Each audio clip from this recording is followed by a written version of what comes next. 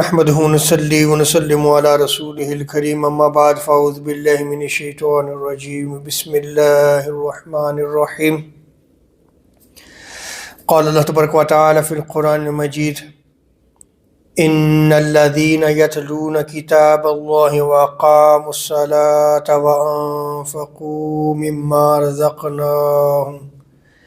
مما رزقناهم سرا وعلانية يرجون تجارة لن تبور صدق الله مولانا العظيم مولاي صل وسلم دائما أبدا على حبيبك خير خلق كلهم۔ اللہ تبارک و تعالیٰ کا بے پایان لطف و کرم اور احسان عظیم ہے کہ جس نے ہمیں آج جمعۃ المبارک کی عظیم اور بابرکت محفل میں اکٹھے ہونے کی توفیق عطا فرمائی، سب سے بڑھ کر یہ کہ ہمیں دولت ایمان سے بہرامند فرمایا۔ آج ہمارا موضوع فضائل قرآن اور آداب قرآن ہے۔ میں نے آپ کے سامنے جو آیہ کریمہ تلاوت کرنے کا شرف حاصل کیا، یہ سورہ فاطر کی آیت نمبر 29، جس میں اللہ تبارک و تعالیٰ نے ارشاد فرمایا کہ بے شک جو غور اور فکر و تدبر سے تلاوت کرتے ہیں، اللہ کی کتاب کو پڑھتے ہیں اور نماز قائم کرتے ہیں، اور جو مال ہم نے انہیں دیا ہے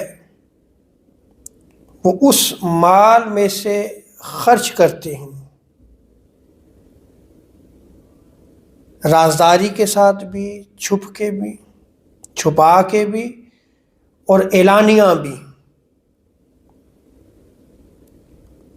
وہ ایسی تجارت کے امیدوار ہیں جو ہرگز نقصان والی نہیں۔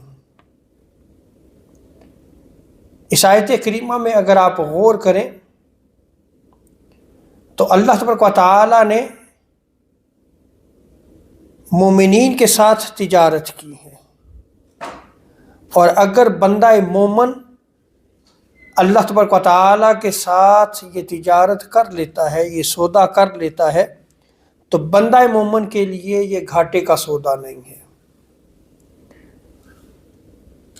اس آیت کریمہ میں اللہ تبارک و تعالیٰ نے 3 چیزوں کا بیان فرمایا ہے۔ وہ جو سودا اللہ تبارک و تعالیٰ سے کر رہا ہے وہ 3 چیزیں ہیں۔ پہلی چیز تلاوت قرآن مجید ہے، یعنی وہ غور و فکر کے ساتھ قرآن مجید پڑھتے ہیں، قرآن مجید کی تلاوت کرتے ہیں۔ ان الذین یتلون کتاب اللہ، وہ کتاب اللہ کی تلاوت کرتے ہیں۔ دوسری چیز اللہ تبارک و تعالیٰ نے ارشاد فرمائی وَأَقَامُوا الصَّلَاةَ، اور وہ نماز کو قائم کرتے ہیں۔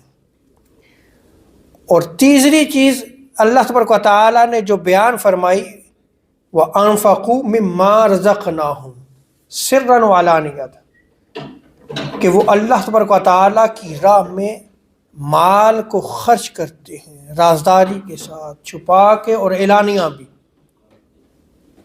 سو یہ 3 چیزیں ہیں کہ بندہ مومن اللہ تبارک و تعالیٰ کے ساتھ سودا کرتا ہے، اور اللہ تبارک و تعالیٰ نے ارشاد فرمایا کہ اگر بندہ مومن میرے ساتھ ان چیزوں کا سودا کر لیتا ہے، میرے ساتھ ان کی تجارت کرتا ہے، تو وہ بندہ گھاٹے میں نہیں ہے، نقصان دہ جو ہے وہ اس کے لیے نہیں ثابت ہوگا۔ سب سے پہلی چیز جو اللہ تبارک و تعالیٰ نے تلاوت قرآن مجید کے حوالے سے بیان کی، تو یہ یاد رکھ لیں کہ قرآن مجید اللہ تبارک و تعالیٰ کا کلام ہے، اور آقا علیہ السلام ارشاد فرماتے ہیں فضل کلام اللہ علی سائر الکلام کفضل اللہ علی خلقہ، کہ اللہ تبارک و تعالیٰ کے کلام کو تمام کلاموں پر ویسی فضیلت حاصل ہے جیسی خالق کو اپنی مخلوق پر فضیلت حاصل ہے۔ جیسے اللہ تبارک و تعالیٰ کو تمام مخلوقات پہ فضیلت حاصل ہے، اسی طرح تمام کلاموں پہ اللہ تبارک و تعالیٰ کے کلام کو فضیلت حاصل ہے۔ قرآن مجید کی تلاوت کرنا یہ بھی باعث فضیلت ہے، جیسا کہ حضور تاجدار کائنات علیہ الصلوۃ والسلام نے ارشاد فرمایا، اور اس روایت کو نقل کیا گیا ہے کہ آقا علیہ الصلوۃ والسلام ارشاد فرماتے ہیں کہ افضل عبادت امتی تلاوت القرآن، کہ میری امت کی سب سے افضل عبادت تلاوت قرآن مجید ہے۔ یعنی افضل ترین عبادت کس کو قرار دیا گیا ہے؟ تلاوت قرآن مجید کو۔ تلاوت یعنی قرآن کو پڑھنا، یہ افضل عبادت ہے، اور قرآن مجید کی تعلیم دینا یہ بہترین عمل ہے، اور قرآن مجید کی تعلیم کو حاصل کرنا یہ بھی بہترین عمل ہے۔ جیسا کہ حضرت عثمان رضی اللہ تعالی عنہ اس روایت کو نقل فرماتے ہیں، بخاری شریف کی روایت ہے، آقا علیہ الصلوۃ والسلام نے ارشاد فرمایا خیرکم من تعلم القرآن وعلمہ، کہ تم میں سب سے بہتر وہ ہے جس نے خود قرآن پڑھا اور پھر دوسروں کو اس کی تعلیم دے، وہ تم میں سب سے زیادہ بہتر ہے، وہ خیر پر ہے۔ کیا؟ پہلے وہ خود تعلیم حاصل کرے، خود قرآن پڑھے، اور پھر اس قرآن کی دوسروں کو تعلیم دے۔ تو جو قرآن مجید کی تعلیم دینے والے ہیں یہ بہترین لوگ ہیں۔ لیکن آج آپ دیکھ لیں کہ جو قرآن کی تعلیم دینے والے ہیں ہم ان کو کیا مقام و مرتبہ دیتے ہیں۔ ہماری دنیاوی ٹیوشنز ہوں تو ہم بیش بہا خرچ کرتے ہیں، لیکن یہی جب قرآن پڑھانے کی باری آئے گی تو اس پہ ہم پھر کیا کرتے ہیں؟ سوچ اور بچار شروع کر دیتے ہیں۔ حالانکہ اگر جو قرآن کی جو تعلیم دے رہا ہے اس کی کوئی قیمت نہیں دے سکتا، لیکن تعلیم دینے والا آپ کو ٹائم تو دے رہا ہے، اور ان کو بہترین لوگ قرار دیا گیا ہے۔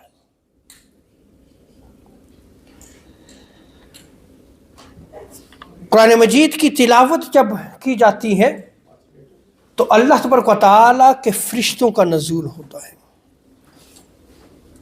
آقا علیہ الصلوۃ والسلام ارشاد فرماتے ہیں، سیدنا ابو ہریرہ رضی اللہ تعالیٰ عنہ بیان کرتے ہیں کہ حضور علیہ الصلوۃ والسلام نے ارشاد فرمایا کہ جب کوئی قوم مساجد میں اللہ تبارک و تعالیٰ کے کلام کی تلاوت کرتی ہے، قرآن مجید کی تلاوت کرتی ہے، کسی مسجد میں بھی جب یہ تلاوت کوئی قوم کرتی ہے اور آپس میں اس کا دور کرتی ہیں تو ان پر راحت اور سکون نازل ہوتا ہے،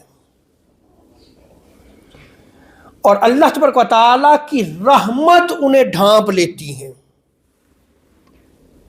اور ملائکہ بھی انہیں گھیر لیتے ہیں، اور اللہ تبارک و تعالیٰ اپنے پاس جو اس کے پاس نوری مخلوق ہے، حضور شاہ فرماتے ہیں کہ پھر رب تعالیٰ رب ہو کر ان بندوں کا ذکر اس نوری مخلوق میں کرتا ہے کہ یہ میرے بندے میرے کلام کی، میری کتاب کی تلاوت کر رہے ہیں، اس کا دور کر رہے ہیں۔ آپ یہ دیکھیں کہ قرآن مجید کی تلاوت کی کس قدر فضیلت ہے کہ جب بندہ تلاوت کرتا ہے یا کوئی قوم کٹھی ہو کے تلاوت کرتی ہے تو رحمت الہی جو ہے وہ ان کو گھیر لیتی ہے، ان پہ راحت اور سکون نازل ہوتا ہے، فرشتے گھیر لیتے ہیں، اور رب تعالیٰ اپنی مجلس میں ان بندوں کو یاد کرتا ہے۔ سبب کیا ہے؟ کہ وہ بندے اکٹھے ہو کر مسجد میں اللہ تبارک و تعالیٰ کی تلاوت کر رہے ہیں۔ اور حضرت ابو ذر رضی اللہ تعالی عنہ وہ بیان کرتے ہیں کہ میں بارگاہ مصطفیٰ علیہ الصلوۃ والسلام میں حاضر ہوا، عرض کی یا رسول اللہ صلی اللہ علیہ وسلم مجھے نصیحت کیجیے، تو آقا علیہ الصلوۃ والسلام نے ارشاد فرمایا کہ میں تمہیں تقوی کی نصیحت کرتا ہوں۔ تقوی اللہ تبارک و تعالیٰ کا ڈر ہے، خشیت الہی ہے، اللہ تبارک و تعالیٰ کا خوف ہے۔ حضور کی بارگاہ میں وہ صحابی عرض کرتے ہیں یا رسول اللہ مجھے نصیحت کیجیے، تو سب سے پہلے نصیحت حضور نے کیا فرمائی؟ اللہ سے ڈرو، کیونکہ یہی تمام امور کی اصل ہے۔ اگر اللہ کا خوف آ جائے تو بندے کے سارے امور صحیح سر انجام ہوتے ہیں، کیونکہ یہ سارے امور کی کیا ہے؟ اصل ہے۔ وہ پھر اللہ تبارک و تعالیٰ کے بتائے ہوئے راستے سے ہٹ کے نہیں چلتا، وہ صراط مستقیم پہ چلتا ہے، چاہے عبادات ہوں چاہے معاملات ہوں، اس کا راستہ صراط مستقیم رہتا ہے۔ پھر عرض کی یا رسول اللہ صلی اللہ علیہ وسلم مجھے پھر نصیحت فرمائیے، کچھ اور نصیحت۔ تو آقا علیہ الصلوۃ والسلام نے ارشاد فرمایا کہ تم قرآن مجید کی تلاوت کو اپنے اوپر لازم کر لو، اس لیے کہ وہ تمہارے لیے زمین پہ نور بن جائے گا اور آسمان میں تمہارے لیے جمع شدہ خزانہ بن جائے گا۔ یعنی بندہ مومن جو تلاوت قرآن مجید کرتا ہے، اگر وہ جس خطے میں بیٹھ کے تلاوت کرتا ہے وہ خطہ نورانی بن جاتا ہے، اور آخرت میں رب تعالیٰ اس کے لیے ثواب کو برقرار رکھتا ہے، اس کے لیے وہ خزانہ بن جاتا ہے۔ عمل کیا کرتا ہے؟ وہ قرآن مجید کی تلاوت کرتا ہے۔ اگر آپ سوشل میڈیا پہ جائیں تو بہت سارے نام نہاد مفکرین آپ کو ملیں گے، وہ آپ کو یہ کہیں گے کہ بھئی یہ قرآن مجید کی تلاوت سمجھے بغیر آپ کرتے ہیں، اس کا کوئی فائدہ نہیں۔ سوال سنا ہوگا آپ نے، بھئی آپ سمجھتے تو ہو نہیں اور قرآن پڑھتے جاتے ہو، اس کا کوئی فائدہ نہیں۔ میں نے یہ صرف تلاوت قرآن مجید کے حوالے سے جو فضیلت ہے، جو خود حضور علیہ الصلوۃ والسلام نے بیان فرمائی ہے، یہ صرف تلاوت قرآن مجید کے حوالے سے ہے کہ جو بندہ تلاوت کرتا ہے رب تعالیٰ اس پہ جو ہے وہ سکون نازل فرماتا ہے، رب تعالیٰ اس کا ذکر اپنی مجلس میں کرتا ہے، اس کے لیے وہ خطہ نورانی بن جاتا ہے، اس کے لیے وہ جمع شدہ خزانہ بن جاتا ہے۔ اور حضور شاہ فرماتے ہیں کہ میری امت کی افضل عبادت کیا ہے؟ تلاوت قرآن مجید ہے۔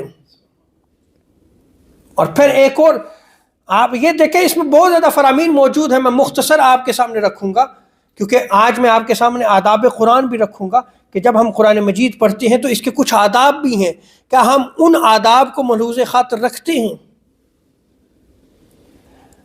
حضرت ابن عمر رضی اللہ تعالی عنہ بیان کرتے ہیں کہ آقا علیہ الصلوۃ والسلام نے ارشاد فرمایا کہ بے شک دلوں کو زنگ لگ جاتا ہے، جیسے لوہے کو زنگ لگتا ہے اسی طرح دلوں کو بھی زنگ لگ جاتا ہے۔ اس لوہے کے زنگ کو دور کرنے کا بھی طریقہ ہے، اور دلوں کو زنگ لگ جائے تو اس کو دور کرنے کا طریقہ کیا ہے؟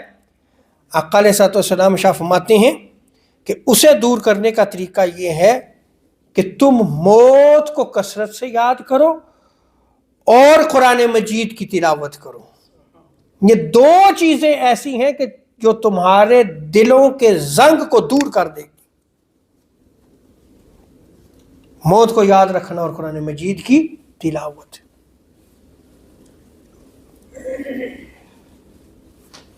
اور اسی لیے حضرت ابو ہریرہ رضی اللہ تعالی عنہ بیان کرتے ہیں کہ جس گھر میں قرآن مجید کی تلاوت کی جائے وہاں کے رہنے والوں پہ خیر اور برکت اور وسعت نصیب ہوتی ہے، انہیں خیر و برکت عطا کی جاتی ہیں، وہاں وسعتیں آتی ہیں، تنگیاں دور ہوتی ہیں، فرشتے وہاں حاضر ہو جاتے ہیں اور شیاطین بھاگ جاتے ہیں۔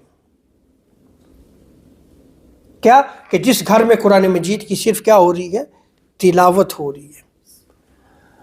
اب جہاں پہ ہم قرآن مجید کی تلاوت کرتے ہیں وہیں پہ قرآن کو سمجھنا بھی لازم ہے۔ یہ قرآن کس لیے نازل ہوا؟ یہ ہمارے لیے نازل ہوا۔ افراط و تفریط میں نہ جائیں کہ آپ فہم قرآن کے نام پہ تلاوت قرآن مجید کا انکار کر دیں کہ جی بھی اس کی کوئی اہمیت نہیں ہے۔ نہیں، احادیث میں اس کو نقل کیا گیا، جیسے کہ میں نے آپ کے سامنے چند روایات بیان کی ہیں، یہ صرف قرآن مجید کی تلاوت کے حوالے سے۔ لیکن چونکہ یہ کتاب آخری کتاب ہے، یہ صحیفہ آخری صحیفہ ہے، یہ انسانیت کا آخری منشور ہے، یہ اللہ تبارک و تعالیٰ نے حضور تاجدار کائنات صلی اللہ علیہ وسلم کے قلب انور پہ نازل کیا تو بے مقصد تو نہیں ہے، اس امت کے لیے ہے، اس امت کی رہنمائی کے لیے ہے۔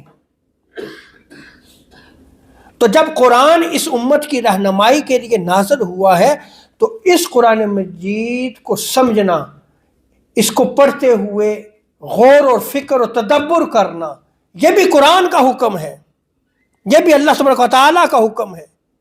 کیا آج ہم قرآن مجید کی تلاوت کے بعد اس کا فہم بھی کرتے ہیں، اس میں غور و فکر و تدبر بھی کرتے ہیں؟ کیا ہمارا قرآن مجید کے ساتھ یہ تعلق ہے؟ کتنا ہم قرآن مجید تلاوت کرتے ہیں اور کتنا ہم اس کو سمجھتے ہیں؟ آج امت میں جو حالات اس وقت چل رہے ہیں اور امت جو زوال اور پستی کا شکار ہو چکی ہے، اغیار اقوام مسلمانوں پہ حکومت کر رہی ہیں اور مسلمان در بدر کی ٹھوکریں کھا رہے ہیں، تو اس کا اسباب تو بہت زیادہ ہیں، لیکن ایک سبب یہ بھی ہے کہ جو کتاب ہمارے لیے نازل ہوئی تھی آج ہم نے اس کتاب کو پس پش ڈال دیا۔ کتاب ہمیں کچھ دینا چاہتی ہے، ہم لینا نہیں چاہتے۔ کتاب ہمیں کچھ سکھانا چاہتی ہے، ہم سیکھنا نہیں چاہتے۔ اور جو قرآن پہ غور و فکر کرتا ہے، تدبر کرتا ہے، سوچتا ہے، اس کو سمجھتا ہے، اس کی فضیلت کیا ہے؟ حضرت سعد بن معاذ رضی اللہ تعالی عنہ اپنے والد سے روایت کو نقل کرتے ہیں کہ آقا علیہ الصلوۃ والسلام نے ارشاد فرمایا کہ جس نے قرآن کریم پڑھا اور اس کے مطابق عمل کیا تو قیامت کے دن اس کے والدین کو ایسا تاج پہنایا جائے گا کہ جس کی روشنی سورج کی روشنی سے کہیں زیادہ ہوگی، جو تمہارے دنیاوی گھروں میں روشنی ہوتی ہے اس سے بھی زیادہ ہوگی۔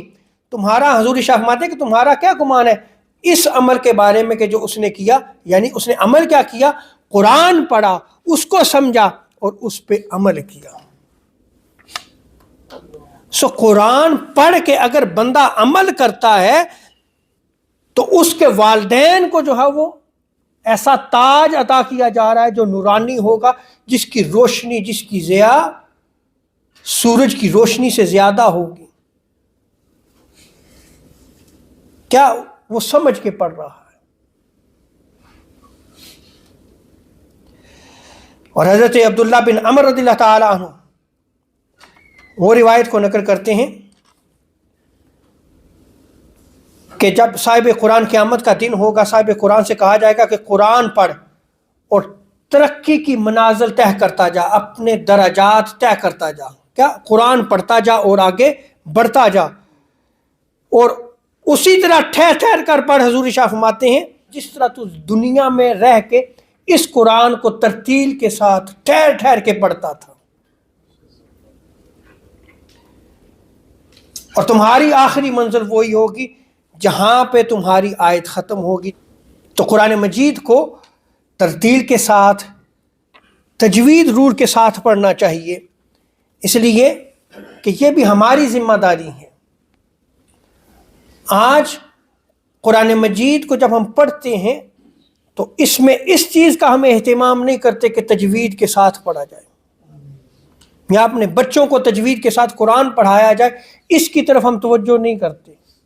آپ یقین جانیے، میں اسی فیلڈ میں ہوں، تجربے میں یہ بات آئی ہے کہ والدین کی جو سب سے بڑی خواہش ہوتی ہے وہ یہ ہوتی ہے کہ ہمارا بچہ صرف قرآن پڑھ جائے، بس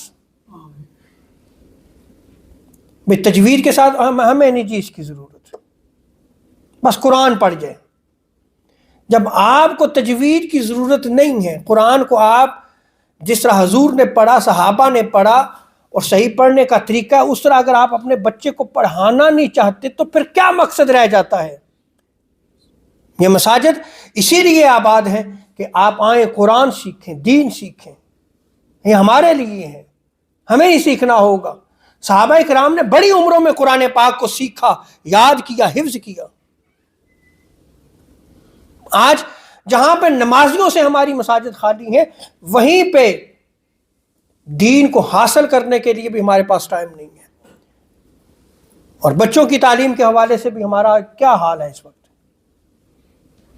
بچے کو اگر آپ قرآن مجید پڑھا رہے ہیں اور اگر آپ تجوید رول کے ساتھ پڑھایا ہے آپ نے، تو آپ یہ دیکھیں کہ جب اس سے قرآن سننے والا سنے گا تو ظاہری بات ہے کہ وہ روز اپلائی کرے گا، بچہ پڑھے گا، اس کی تصحیح ہوگی۔ وہ فرسٹ ٹائم پڑھ رہا ہے تو کتنا ٹائم لیتا ہے وہ قرآن مجید پڑھتے ہوئے؟ اور اگر ہمارے ہاں بچہ کچھ عرصے میں قرآن پاک ختم نہ کرے تو آپ یقین جانیے کمپلینز کیا آنا شروع ہو جائیں گی؟ سسٹم ٹھیک نہیں ہے، ایجوکیشن سسٹم بہت خراب ہے جی، اتنے سال ہو گئے ہمارا بچہ قرآن پڑھ رہا ہے لیکن ابھی قرآن ختم نہیں کیا۔ تو بچے کو جو ہم نے زندگی میں ایک مرتبہ قرآن پڑھانا ہے، اسی میں تو ہم توجہ نہیں دے رہے۔ زندگی میں پھر اس نے کب پڑھنا ہے؟ وہ اللہ سے توفیق دے تو وہ خود پڑھے گا، لیکن ایک مرتبہ جو اس نے پڑھنا ہے، جو صحیح طریقے سے پڑھنا ہے اور تجوید رول کے ساتھ پڑھنا ہے، تو وہ ٹائم مانگتا ہے۔ اللہ تعالی ہمیں ان چیزوں کو سمجھنے کی توفیق عطا فرمائے۔ اور حضرت عبداللہ ابن عباس رضی اللہ تعالی عنہما وہ بیان کرتے ہیں، اور یہ آداب قرآن مجید کے حوالے سے اس چیز کو جو ہے وہ نقل کیا گیا ہے کہ آپ رضی اللہ تعالی عنہ قرآن مجید کی تلاوت کرتے تو سمجھ کے اور آہستہ آہستہ تلاوت کرتے، اور آپ ارشاد فرمایا کرتے تھوڑا تھوڑا کر کے اگر میں سمجھ کے پڑھتا ہوں تو یہ میرے لیے بہتر ہے۔ آداب قرآن کے حوالے سے چند چیزیں جو ہیں وہ آپ کے سامنے رکھی جائیں گی۔ آداب قرآن کے حوالے سے سب سے پہلا ادب یہ ہے کہ قرآن مجید کو بغیر طہارت کے آپ ہاتھ نہیں لگا سکتے، کیونکہ قرآن مجید میں حکم ہے لا یمسہ الا المطہرون، کہ پاک لوگوں کے سوا قرآن مجید کو کوئی مس نہ کرے۔ ہاں اگر آپ کو حفظ ہے، یاد ہے، تو پھر آپ زبانی پڑھ سکتے ہیں، لیکن جب اگر قرآن کو ہاتھ لگانا ہے، اٹھا کے قرآن مجید کو پڑھنا ہے، اور پھر جو ہے وہ آپ کے لیے وضو ہونا جو ہے وہ کیا ہے؟ لازم ہے، ضروری ہے۔ موبائل آج کل چل کے قرآن مجید ہوتا ہے، اس پہ بھی سوالات آتے ہیں، تو اب یہ چونکہ ایک سافٹ ویئر ہے، ٹچ سسٹم ہوتا ہے، تو اس کا حکم وہ نہیں ہوگا جیسے قرآن کو ہاتھ لگانے والا ہوتا ہے۔ تو آپ وہ ٹچ کر رہے ہیں، وہ ایک سافٹ ویئر ہے، وہ سافٹ ویئر ختم تو قرآن مجید وہاں سے جو ہے وہ ختم ہو جاتا ہے۔ سو اس کو جو ہے وہ آپ بغیر وضو کے بھی پڑھ سکتے ہیں، لیکن اگر قرآن مجید کتاب کو ہاتھ لگانا ہے تو آپ کے لیے باوضو ہونا جو ہے یہ لازم ہے۔ اور اسی طرح جب آپ قرآن مجید کی تلاوت کرتے ہیں تو اعوذ باللہ من الشیطان الرجیم سے آپ سٹارٹ کریں اور بسم اللہ الرحمن الرحیم پڑھ کے قرآن مجید کی تلاوت کا آغاز کریں، اس لیے کہ رب تعالیٰ کا حکم ہے فَإِذَا قَرَأْتَ الْقُرْآنَ فَاسْتَعِذْ بِاللَّهِ مِنَ الشَّيْطَانِ الرَّجِيمِ۔ اسی طرح تلاوت کے وقت اگر آپ بیٹھتے ہیں تو قبلہ روح ہو کے بیٹھیں، کھڑے ہو کے تلاوت کرنا بھی ٹھیک ہے اور بیٹھ کے تلاوت کرنا بھی جائز ہے، اور اگر آپ بیٹھ کے یا کھڑے ہو کے نہیں کر سکتے تو لیٹ کے بھی تلاوت کر سکتے ہیں، لیکن ادب یہ ہے کہ آپ یا کھڑے ہو کے تلاوت کریں یا آپ بیٹھ کر جو ہے وہ تلاوت کریں۔ قرآن مجید کے آداب میں سے یہ بھی ہیں کہ آپ قرآن مجید کو جلدی جلدی ختم نہ کریں، کم از کم ایک ہفتے میں قرآن مجید ختم کر لیں، اور یہ آقا علیہ السلام کی نصیحت تھی حضرت عبداللہ ابن عمر کو کہ ایک ہفتے میں قرآن کریم جو ہے وہ ختم کیا کرو۔ حضرت عثمان غنی، حضرت زید بن ثابت، حضرت عبداللہ ابن مسعود، ابی بن کعب کا بھی یہی معمول تھا کہ آپ ایک ہفتے میں قرآن مجید ختم کیا کرتے تھے۔ اور قرآن مجید کو ٹھہر ٹھہر کے ترتیل کے ساتھ پڑھنا یہ بھی آداب قرآن میں سے ہے۔ سجدہ تلاوت قرآن مجید کا آ جائے تو سجدہ کرنا لازم ہوتا ہے۔ اب آپ بیٹھے ہوئے ہیں، اسی وقت آپ نیت کریں، اللہ اکبر کرتے ہوئے آپ سجدہ کر لیں، بعد میں بھی کر سکتے ہیں، لیکن اگر آپ اسی وقت سجدہ کر لیں تو بہتر ہوتا ہے، کیونکہ یہ بھی اللہ تبارک و تعالیٰ کا حکم ہے۔ اور اسی طرح قرآن مجید کو خوبصورت آواز سے پڑھنا چاہیے، یہ بھی آداب قرآن میں سے ہے۔ اور قرآن مجید پڑھتے ہوئے رونا چاہیے۔ بس آج پہ بات ختم کر رہا ہوں۔ حضور ارشاد فرماتے ہیں کہ قرآن مجید کی جب تم تلاوت کرو تو اس وقت آنسو بہاؤ، اگر یہ آنسو نہیں بہا سکتے تو رونے والی شکل ضرور بنا لو۔ یہ بھی آداب قرآن میں سے آتا ہے۔ اللہ تبارک و تعالی ہمیں دین کو سمجھنے کی توفیق عطا فرمائے، قرآن کو سمجھنے کی توفیق عطا فرمائے۔ رمضان المبارک جس میں قرآن مجید نازل کیا گیا وہ ماہ مقدس آنے والا ہے، سو ہمیں قرآن مجید کے ساتھ تعلق کو قائم کرنا چاہیے۔ اللہ تبارک و تعالی ہمیں عمل کی توفیق عطا فرمائے۔ وما علینا الا البلاغ المبین۔